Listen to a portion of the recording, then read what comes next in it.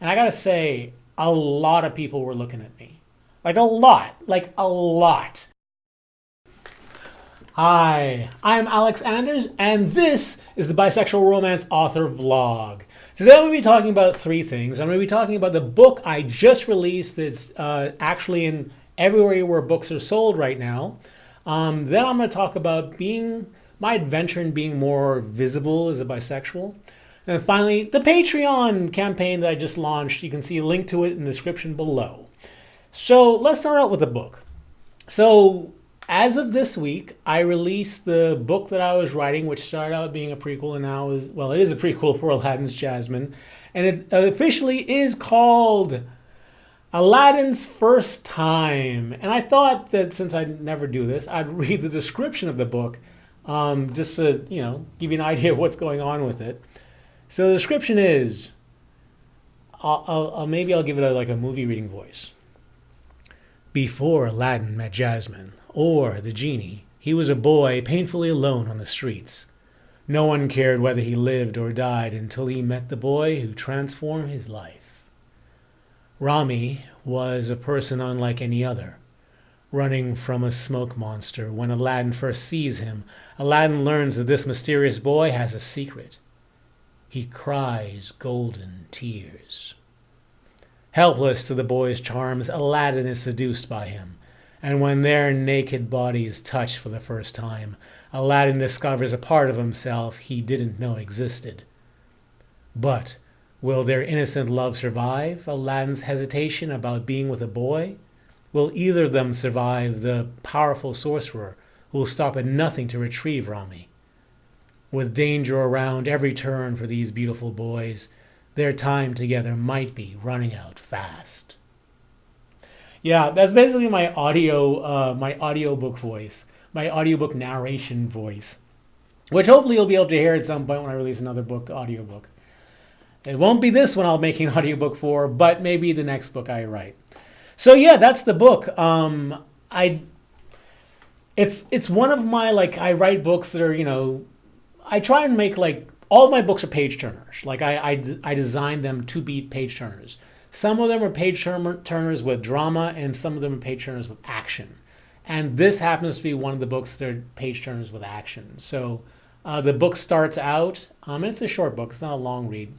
The book starts out with Aladdin robbing somebody, because that's his job. His job is that of a collector. He works for a casino, and his job is to collect back the winnings when someone wins too big. And he's collecting back the winnings when he looks out the window and sees someone running down the street. And the boy running down the street, he realizes, is about his age, and he's being chased by a smoke monster. And Aladdin, being Aladdin, without even thinking about it, his first instinct is just rescue him. So he jumps out of the window, scales across the buildings, and rescues the boy. And that boy is Rami. And Aladdin was originally just rescuing him just to rescue him.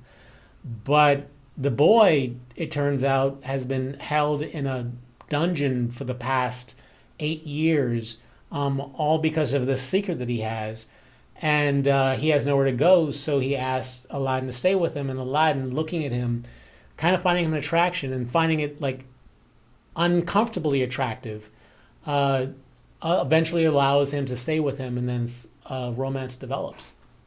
And in this story, I really focused on kind of the hesitation of Aladdin. And honestly, in a lot of my bisexual romances, I focus on this. I focus on what I felt for so long, which was the hesitation of accepting that you also like someone of the same gender.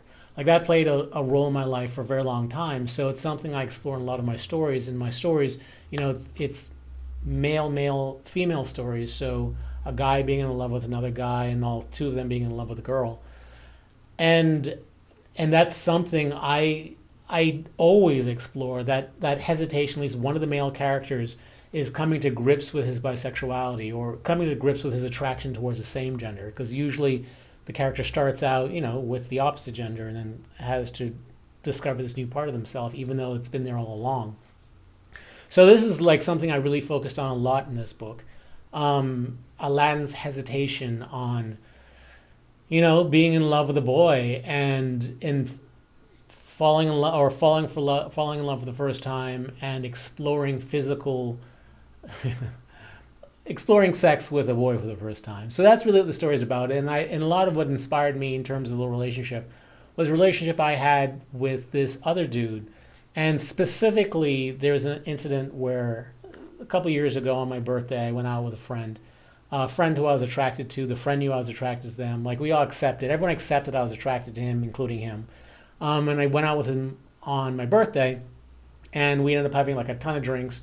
And him being too drunk to drive home, I allowed him to stay over. I gave him an option of sleeping on the couch or sleeping in my bed, falling asleep in my arms in my bed, and he chose the latter.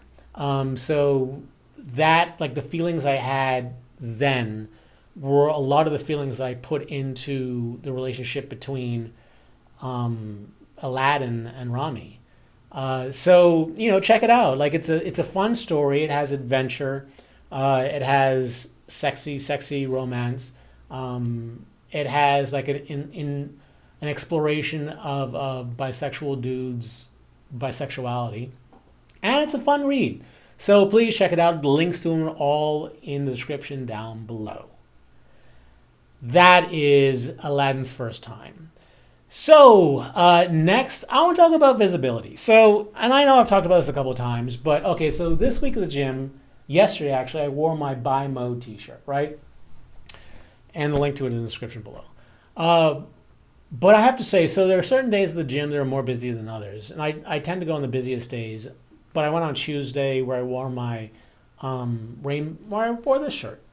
And then on Thursday, which is the other busy day, I wore the Buy Mode shirt. And Tuesday wasn't very busy at all for a strange reason, even though it usually is. But Thursday was just jam-packed. So I wore this shirt, and of course the Buy Mode shirt is just obviously buy, right? And I gotta say, a lot of people were looking at me. Like a lot. Like I would just walk down the aisle there, and it felt like everyone who just looked up at me, looked down at my shirt. And it's obvious. Like this is an obvious shirt, and the person I climb with, the female I climb with, she definitely noticed it too. Like she looked at it multiple times. Like I think she's from another country and English is her second language. So I think that she was trying to make sure that she understood what was on the shirt. I'm even positive that she typed it into her phone to get a translation. I'm sure of it, even though she didn't say anything. And I could tell like she behaved differently.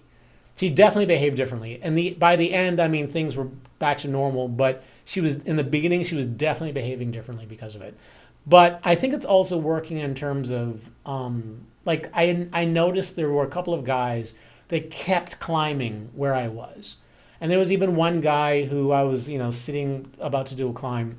He comes over, he gives a climb. I say something to him because that's what you do at the gym. Giving him a recommendation of how he could do something. And then later on, I went and I actually climbed where he was climbing because it's a long-term project for me. And as I'm climbing, I heard him say to his friend, "Oh, I love watching this guy climb." And when I saw him the first time, I was like, "Oh, that dude's bagay. He's definitely a bagay." It was probably because he had his hair lightened. Very, definitely bagay. And it was him. It was like this other dude who just kept on showing up right in front of me. There was another dude who kind of I just felt like there was a vibe going on there, like coming towards me. Yeah. And I'm sure, looking at them, I was like, yeah, I could see them being bagay, specifically bi. And it's just like a thing. And the thing was, the other times I've been more self-conscious about wearing the shirt, even though this one's really in your face. I wasn't. I wasn't. And it could have something to do with the fact that me and my female friend were climbing together. And, of course, it's social validation.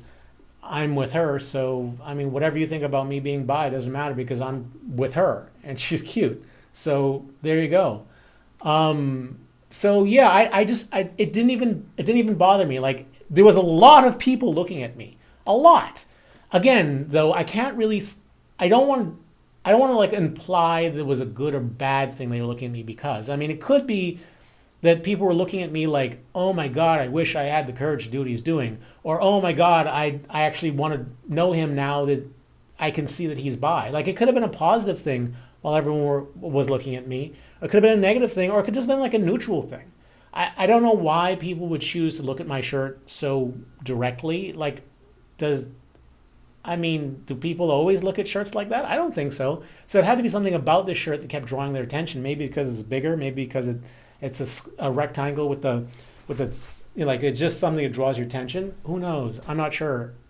I just know that a lot of people were looking, and I didn't really care. Like, I didn't care. It was like, at one point I was thinking, well, maybe, they're just reacting to my cool shirt. Isn't that like the response that most of us want when we wear like a cool shirt? That people like notice it? So again, success. It's just a weird thing. Like, I've never been this visible as a bisexual. I've talked about it obviously when it comes up in conversation, but to have it right there is a real experience, which I'm having. It's not a hard time. It's actually been a positive experience. I'm having a moment to wrap my head around this. And this is kind of like a unique bisexual experience because, maybe it isn't, but because gay people, they could either choose to present themselves as gay or they could choose not to. So maybe this is just a gay sort of experience to have.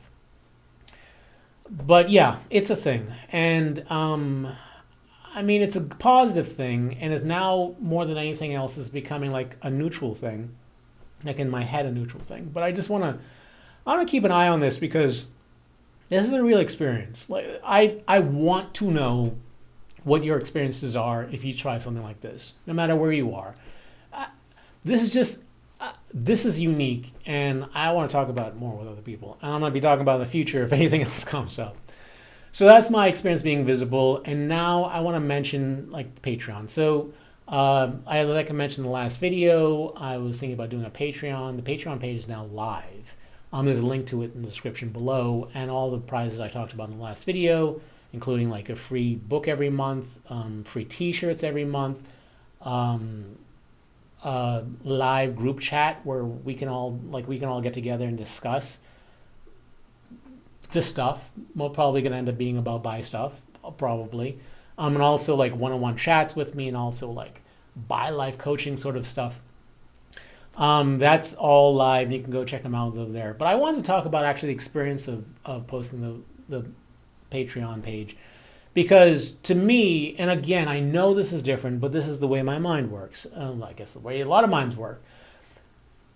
I keep remembering the Kickstarter. And I keep remembering the experience of the Kickstarter failing. And the disappointment I had. Like, I knew that the Kickstarter was going to fail after 24 hours. Like, you run it for a month, but after 24 hours, I knew it was going to fail. So it was like just a month of seeing it eventually fail. And it was hard. Like, it was psychologically hard because I had felt, and I know this isn't an accurate description, but I felt like I was, like, after so much conversation, like so many comments about how much the channel meant to people, that this was the opportunity to support, and no one did. Well, not no one did. Obviously, a number of people did. Just nowhere near as many as I needed to, fulfill this dream of mine. So I keep remembering that, and I keep hoping that it's not the same experience with the Patreon, because with the Patreon, I actually need this, and I don't know if the channel will happen, on a regular basis without it. But I just want to mention that because it's sitting on my mind, and I'm nervous about it. Hopefully, by the time this posts, it'll have it'll have supporters and stuff like that. And it'll be like a positive experience for the next video. But I gotta say, for right now, just having launched the page, I'm nervous. Because I guess it represents less just money for me, and it represents this is horrible. It represents my value within the bisexual community. That's probably a really bad thing, but it does. Like, it does. It's like this thing, this tangible thing that says, do people value what I did and what I continue to do? But yeah, that's it. Just wanted to mention these three things in this video, and I don't know, maybe you can share your feelings on any of them in the comment section below. If you are capable of supporting me through Patreon, supporting the Bisexual Real Talk channel. I hope you do. I gotta say, if nothing else, knowing that I've been able to help so many people through the channel, like knowing that a video can and probably will change the life of someone, not even in America, but someone in a country where like this is frowned upon, or someone who's struggling to come to grips with who they are as bisexual. It's a wonderful thing. And if you are able to support me through Patreon, and I am able to do more videos, I gotta say, it's a very fulfilling thing to be a part of. So I hope you can help support the channel, and I hope you can support me as an artist and a creator. So that's it. Until the next video, stay cooler, my bisexual and reader friends. Stay cooler. Bye.